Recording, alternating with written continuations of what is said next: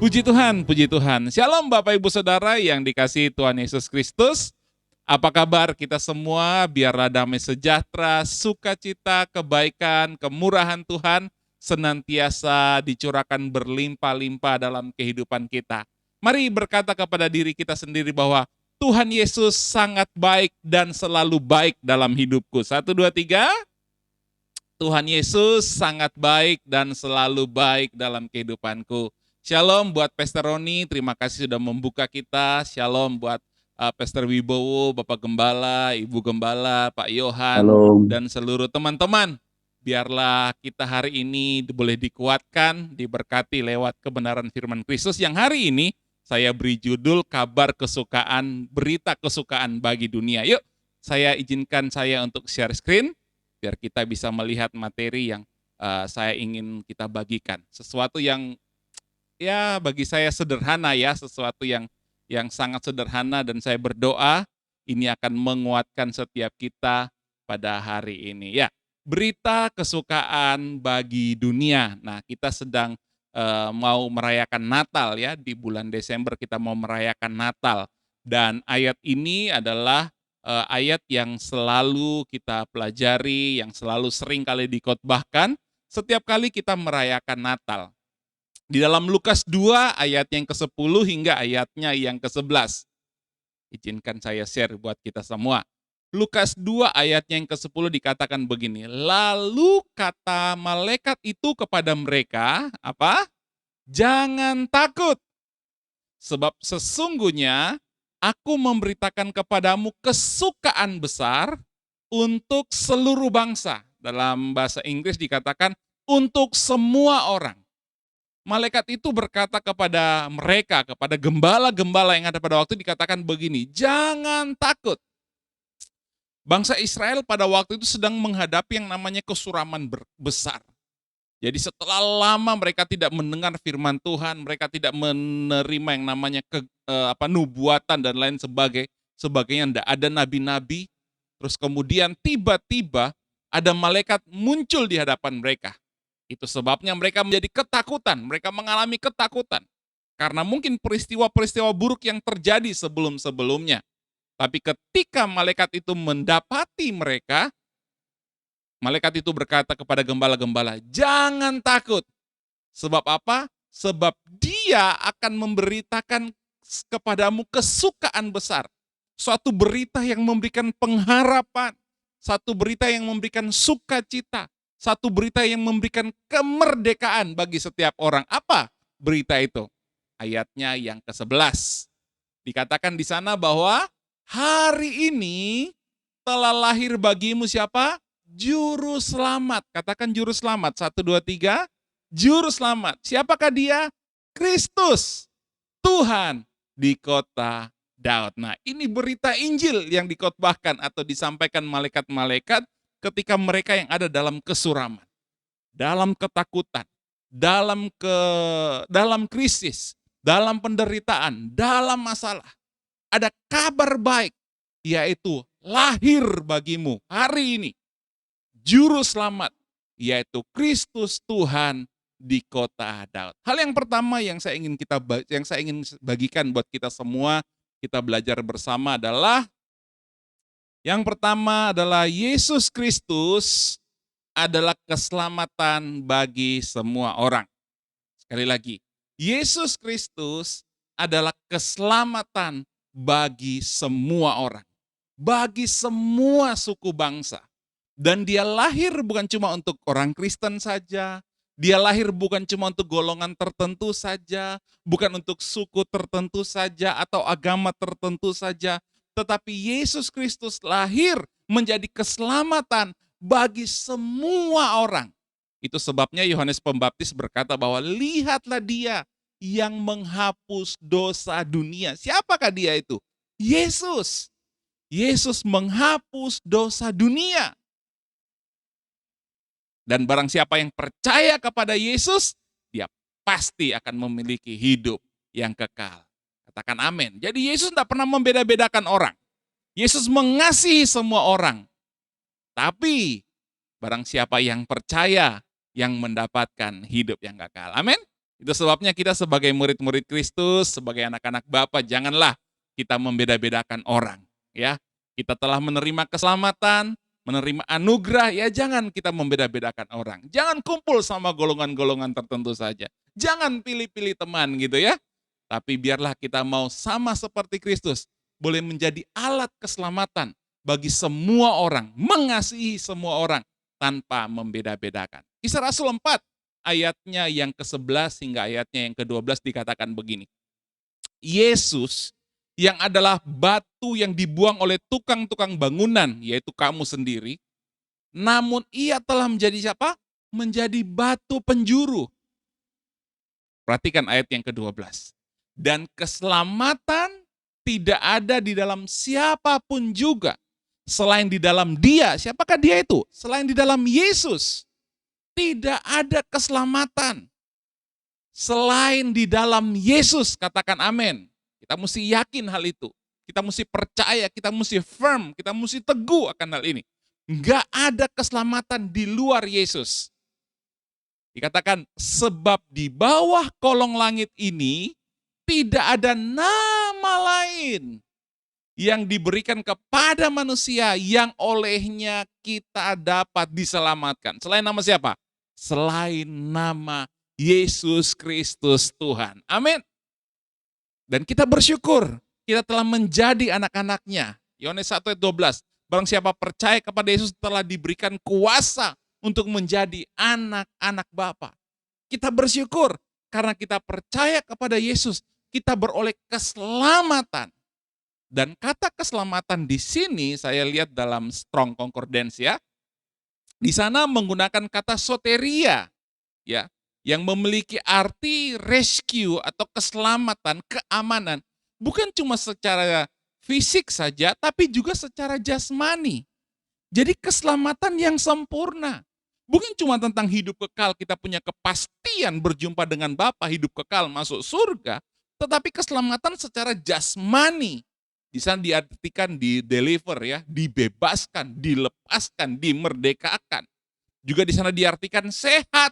Wow, di dalam Yesus kita sebagai anak-anak Bapa harus sehat. Katakan amin. Kenapa? Karena keselamatan itu buat saudara dan saya. Keselamatan dari Yesus membuat kita sehat. Katakan amin. Keselamatan, diselamatkan, dilindungi, disertai. Aman ya, safe. Kita aman. Kemudian ada kata saving ya. Di sana diartikan sebagai keselamatan di area ekonomi. Nah, ini keren Bapak Ibu Saudara. Di dalam Yesus kita punya jaminan, punya pengharapan, diberkati secara ekonomi. Itu sebabnya kalau kita melihat ketika awal mula penciptaan, setelah Tuhan menjadikan alam semesta, ya, alam semesta yang begitu luar biasa Tuhan ciptakan, Tuhan membentuk Taman Eden. Di dalam Taman Eden itu di sana tersedia yang semua manusia butuhkan. Bukan cuma soal makanan saja, tetapi yang Tuhan sediakan adalah apa? Ada batu permata, batu krisopras, semua yang mewah, semua yang berharga, semua yang indah. Tuhan sediakan buat manusia di Taman Eden. Artinya apa? Keinginan Bapa, Dia memberkati kita bukan cuma secara kesehatan saja, bukan secara hubungan saja, tapi secara ekonomi. Dia ingin kita makmur, diberkati berlimpah-limpah. Katakan amin. Dan itu semua ada di dalam rancangan keselamatan, soteria. Mungkin saudara berkata, Pastor, saya ini sudah percaya Yesus. Tapi kenapa saya tidak melihat keselamatan yang dijanjikan itu? Buktinya keuanganku ya masih morat-marit gitu ya. Hidup saya masih susah. Tubuh masih sakit. Bahkan rumah tangga ini lagi diambang perceraian. Padahal saya percaya kepada Yesus. Saya berdoa, saya beribadah. Tiap pagi saya berdoa. Tiap pagi saya terima tubuh darah Yesus. Saya setia, saya melakukan apa yang terbaik. Apa yang salah, Pastor, ya kan? Seringkali kita bertanya demikian. Saya sudah terima Yesus, saya tidak menikmati soteria itu. Saya tidak menikmati keselamatan yang dijanjikan itu. Yuk, mari kita belajar bersama-sama. Efesus 2 ayatnya yang ke-8. Sebab karena kasih karunia kamu diselamatkan apa? Oleh iman. Itu bukan hasil usahamu, tetapi pemberian Bapa.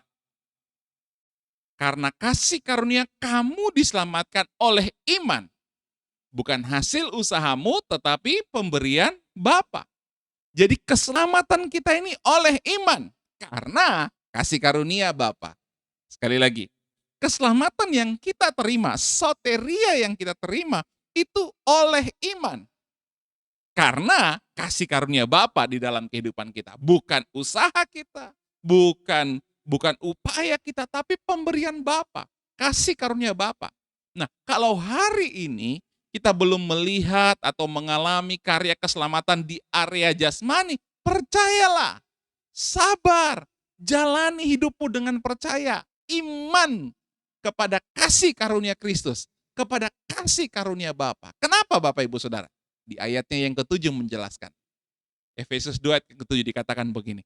Supaya pada masa yang akan datang, Ia atau Bapa menunjukkan kepada kita kekayaan kasih karunia-Nya yang berlimpah-limpah sesuai dengan kebaikan-Nya terhadap kita dalam Kristus Yesus.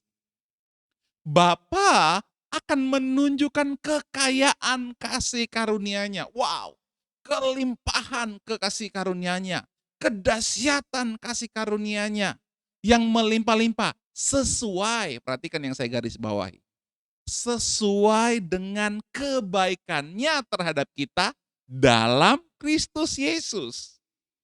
Dengan kata lain Bapak Ibu Saudara begini, bagaimana kita melihat kebaikan Yesus Kristus dalam hidup kita, itu menentukan keselamatan atau kelimpahan kasih karunia itu terjadi di dalam kehidupan kita. Sekali lagi. Bagaimana kita melihat kebaikan Yesus Kristus, ya, itu menentukan atau memanifestasikan keselamatan atau kelimpahan kasih karunia di dalam hidup kita. Jadi apapun masalah yang sedang kita hadapi di dalam hidup ini, semua area rumah tangga kah, area keuangan kah, area sakit penyakit kah, area pelayanan kah, tergantung bagaimana kita melihat Yesus Kristus yang diberitakan di dalam Injil.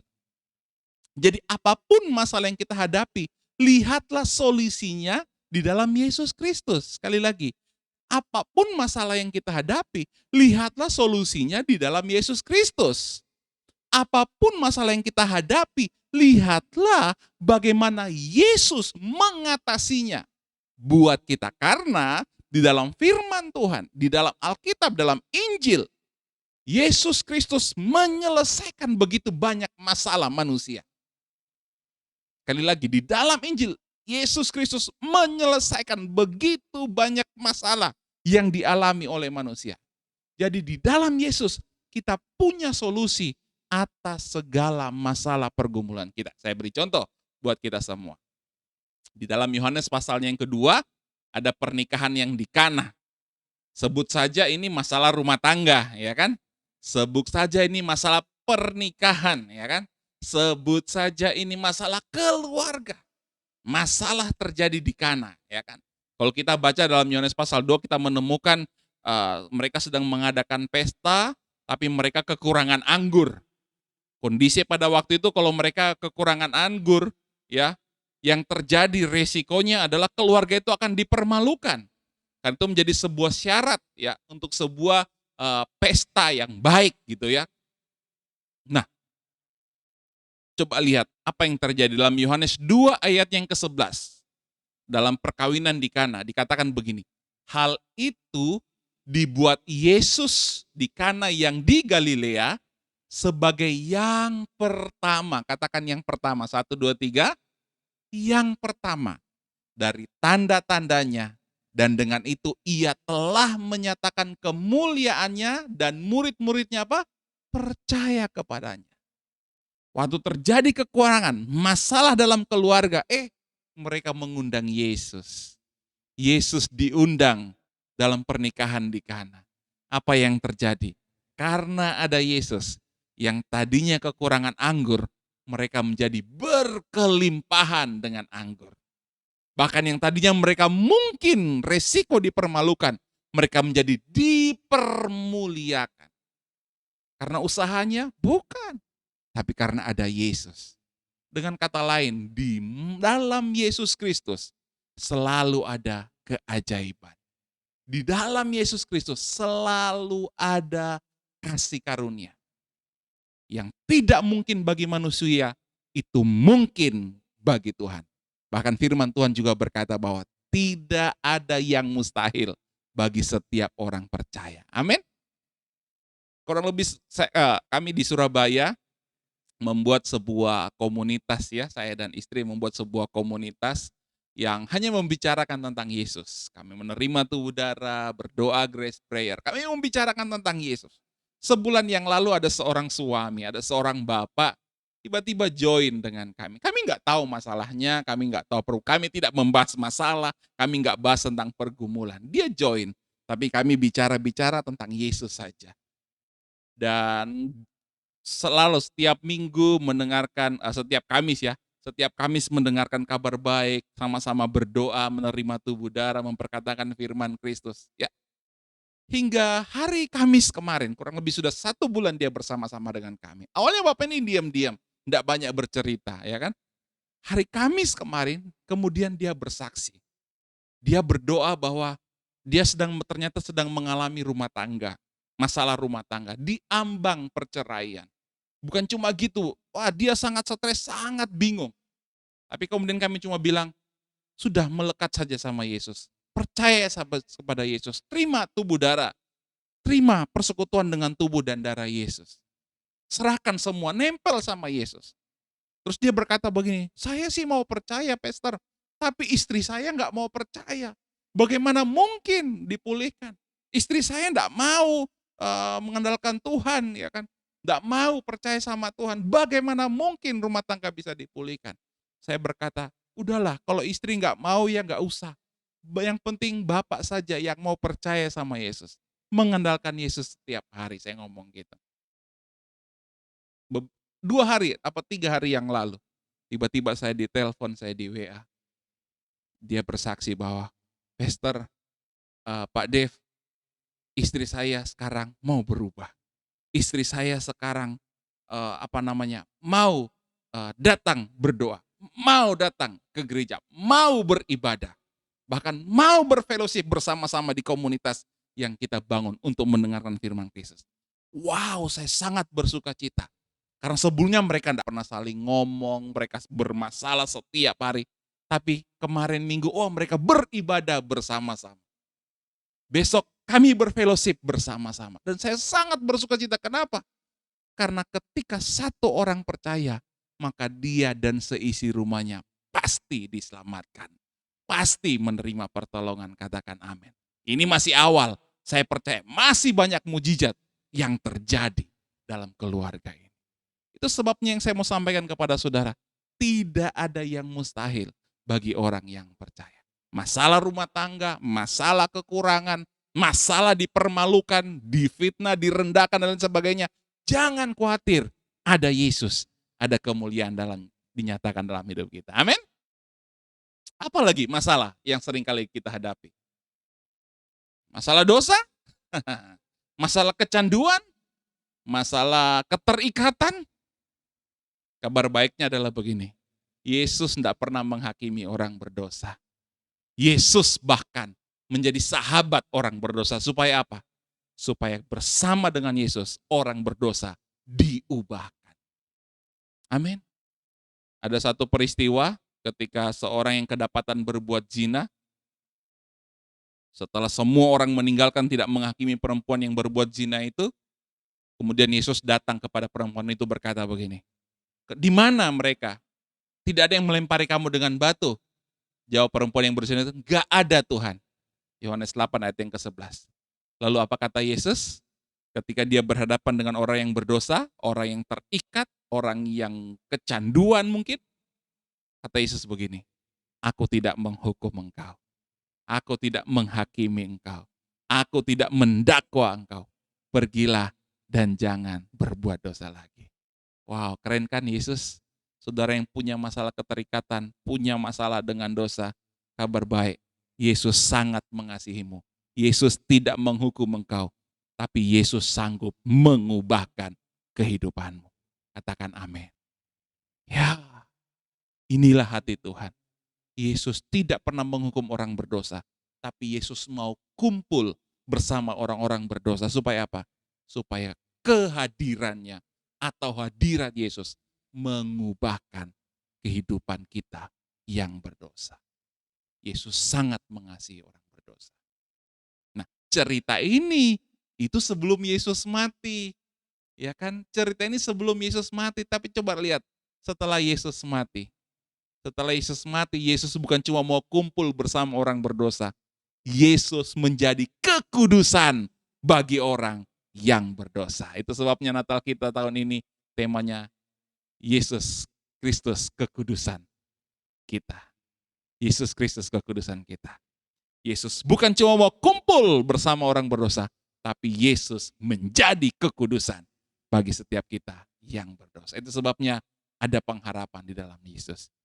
Jika kita masih hari ini merasa berdosa, ingat, Yesus kekudusan kita. Amin.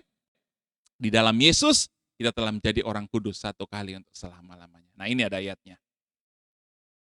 1 Korintus 6 ayatnya yang ke-11 dikatakan begini. Dan beberapa orang di antara kamu demikianlah dahulu.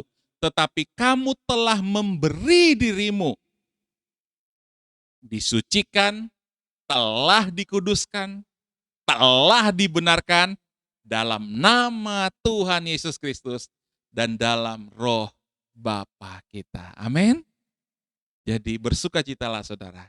Di dalam Yesus dia telah menyucikan, menguduskan, dibenarkan di dalam nama Tuhan Yesus Kristus. Berapa kali? 1 kali untuk selama-lamanya. Amin. Jadi jangan takut. Masalah dosa solusinya ada dalam Yesus. Dia bukan cuma menjadi sahabat orang berdosa.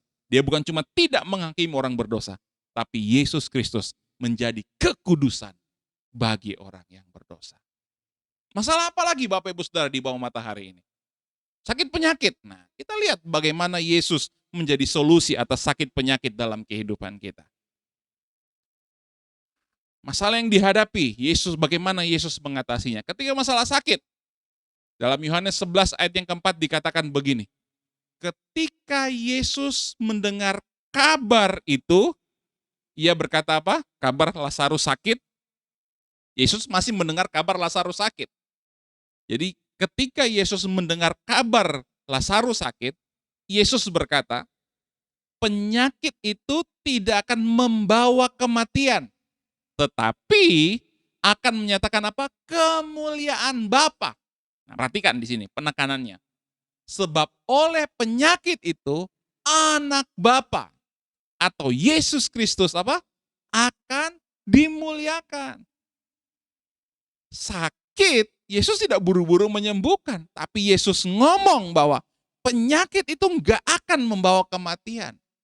Penyakit itu justru akan menyatakan kemuliaan apa? Bapa. Apa yang sedang Yesus lakukan? Yesus tidak Yesus tidak mengagung-agungkan atau membesar-besarkan penyakit. Enggak, Bapak Ibu Saudara. Tapi yang Yesus agungkan adalah apa? Melalui penyakit itu anak Bapa dimuliakan. Yesus berkata, penyakit itu ada. Oke, enggak masalah. Fine gitu ya. Enggak masalah. Tetapi Yesus berkata, penyakit itu akan menyatakan kemuliaan Bapa. Jangan dibesar-besarkan penyakitnya. Jangan dimuliakan penyakitnya. Tapi muliakanlah anak Bapa. Muliakanlah Yesus Kristus. Amin. Besarin Yesus. Apa sih yang dimaksud dengan membesar-besarkan penyakit? Seringkali kita menjadi kompromi Bapak Ibu Saudara dengan penyakit. Kita berkata begini, ya maklumlah sudah tua gitu ya. Sudah umur jadi gampang sakit gitu ya. Maklumlah waktu muda nggak jaga makan, jadi sekarang ngalami seperti ini. Kita kompromi dengan penyakit. Maklumlah karena mungkin tidak pernah olahraga gitu ya. Saya tidak berkata bahwa saudara tidak boleh, saya tidak berkata pada saudara bahwa nggak apa-apa nggak berolahraga, saya tidak berkata demikian. Tapi ketika sakit, kita mengkompromi, kita menganggap wajar, namanya juga sudah umur, namanya juga ya resiko gitu ya, akibat dari dosa masa lalu, kebiasaan buruk masa lalu, kalau hari ini kita sakit, ya wajar. Kita kompromi dengan pesakit penyakit. Tapi Yesus tidak pernah kompromi dengan penyakit. Karena kalau kita kompromi dengan penyakit, sekali lagi, saat kita kompromi dengan penyakit, kita sedang mengizinkan penyakit berkuasa atas kita. Kita sedang memuliakan penyakit itu. Tapi Yesus beda. Jangan muliakan penyakit penderitaan itu. Muliakanlah Yesus. Perkatakanlah firman Kristus apa? Oleh bilur-bilurmu, aku sembuh. Oleh bilur-bilur Yesus, aku sembuh. Yesus sudah mati buat aku, supaya aku tidak sakit lagi, tapi sembuh, sehat, sempurna. Amin. Muliakanlah Yesus. Perkatakan firman Kristus. Perkatakan, tubuh ini adalah bait Roh Kudus, bukan sarang penyakit, tapi sarang berkat Tuhan. Amin. Sarang kemuliaan Bapa dinyatakan. Haleluya. Ini janji Tuhan. Muliakanlah Yesus.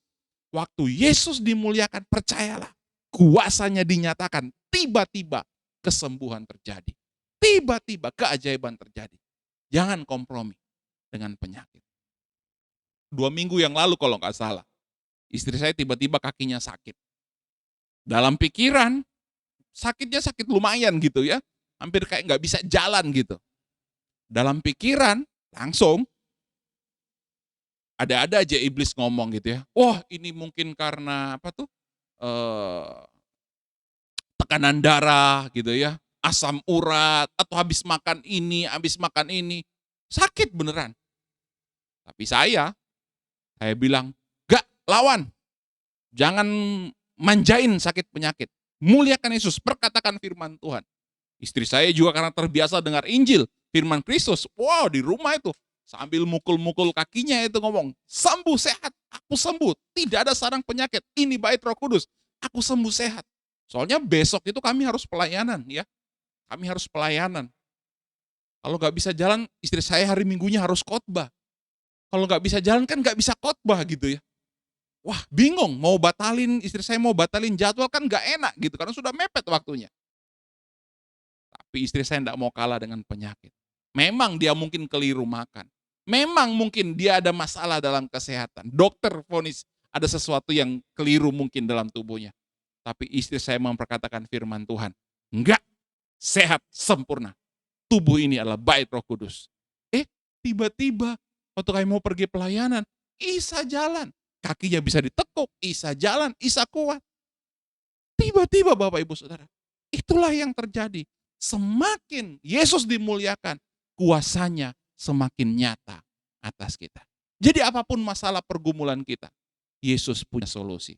Apapun sakit penyakit kita, Yesus ingin menyatakan kemuliaannya dalam hidup kita. Katakan amin. Tepuk tangan yang meriah buat Tuhan Yesus. Karena kenapa? Karena kasihnya, anugerahnya dalam hidup kita. Masalah apa lagi Bapak Ibu Saudara yang kita perlu lihat solusinya dalam Yesus Kristus, yang umum terjadi dalam hidup kita? Masalah dosa sudah, masalah rumah tangga kekurangan sudah, masalah sakit penyakit sudah. Nah ini mungkin masalah yang banyak dialami oleh orang-orang. Masalah hutang, ya. Masalah hutang. Bagaimana Yesus menunjukkan solusinya untuk masalah hutang? Ada satu cerita di dalam Matius 18, dikatakan begini, sebab hal kerajaan surga seumpama seorang raja yang hendak mengadakan perhitungan dengan hamba-hambanya. Jadi ada raja, gambaran tentang Bapa, itu mau mengadakan perhitungan dengan hamba-hambanya. Ada hambanya yang punya hutang yang sangat besar. Tapi lihat, bagaimana sikap raja itu kepada orang yang punya hutang.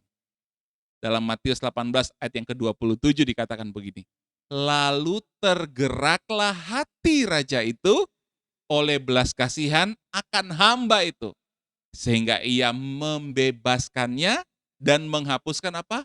Hutangnya.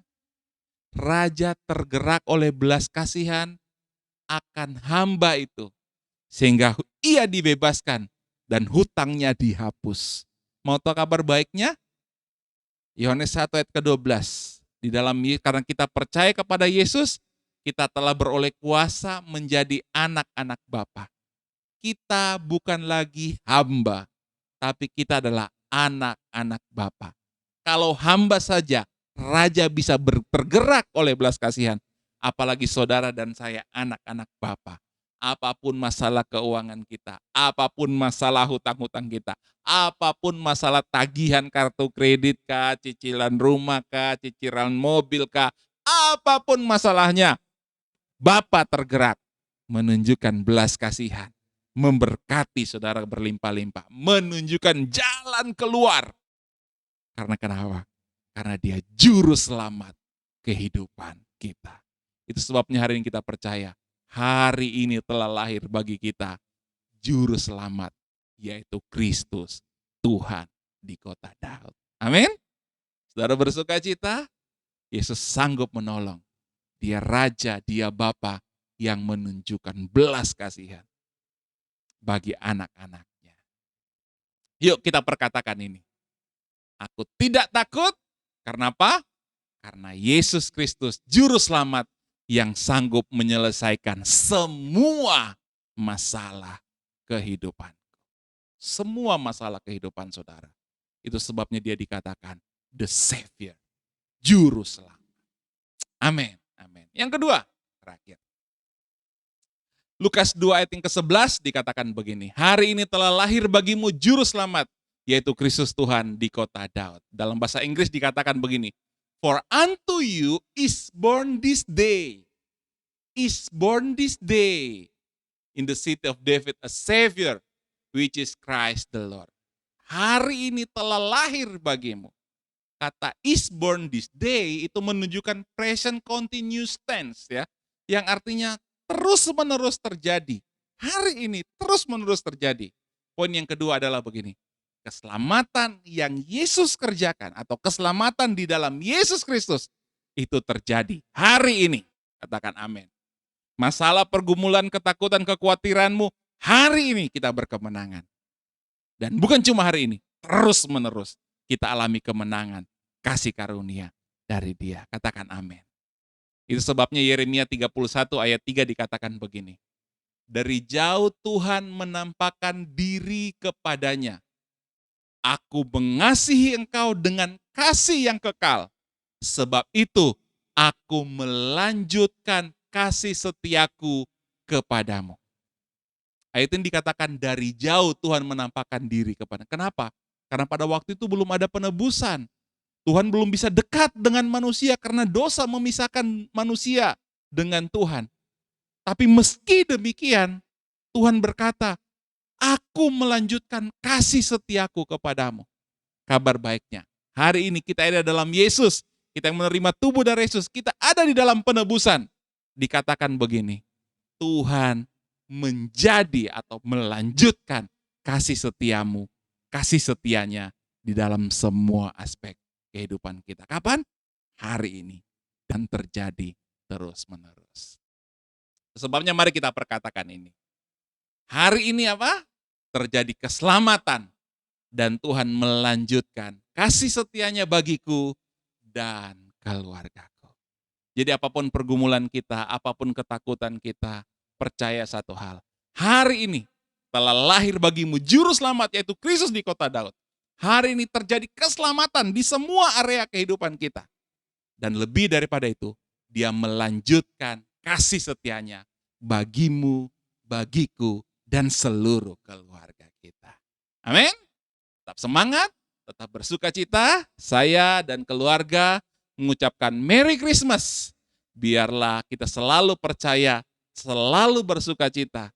Karena Yesus Kristus, Sang Juru Selamat itu, telah lahir bagi kita hari ini untuk selama-lamanya. Mari kita berdoa bersama-sama. Kami mengucap syukur Bapa buat kasih karuniamu, buat kebaikanmu dalam kehidupan kami. biar digenapi firman ini. Karena Engkau Yesus yang sudah lahir bagi kami. Keselamatan bagi kami hari ini untuk selama-lamanya. Di dalam nama Yesus, setiap kita yang percaya diberkati, sama-sama berkata, amin.